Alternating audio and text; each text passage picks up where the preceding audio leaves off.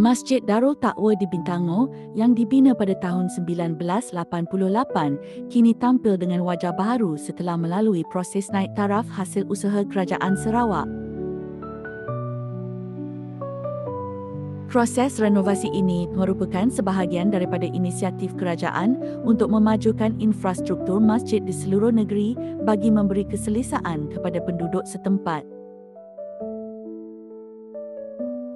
Masjid yang sebelum ini mempunyai reka bentuk yang sederhana, kini telah dilengkapi dengan pelbagai kemudahan moden termasuk ruang solat yang lebih besar, sistem pengudaraan yang baik, serta kawasan parkir yang lebih luas dan teratur.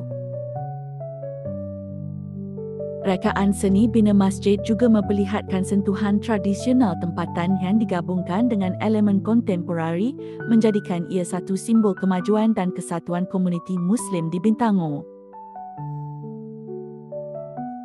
Sehubungan itu, penduduk setempat amat berterima kasih kepada Kerajaan Sarawak kerana usaha yang dilaksanakan ini berupaya memastikan Masjid Darul Taqwa terus relevan sebagai pusat ibadah dan kegiatan komuniti.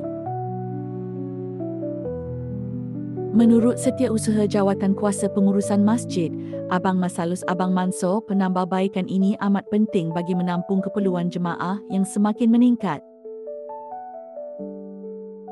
Usaha itu katanya membawa banyak manfaat dengan peningkatan kemudahan seperti ruang solat yang lebih luas dan lain-lain dapat memberi keselesaan beribadah dan menjalankan aktiviti komuniti.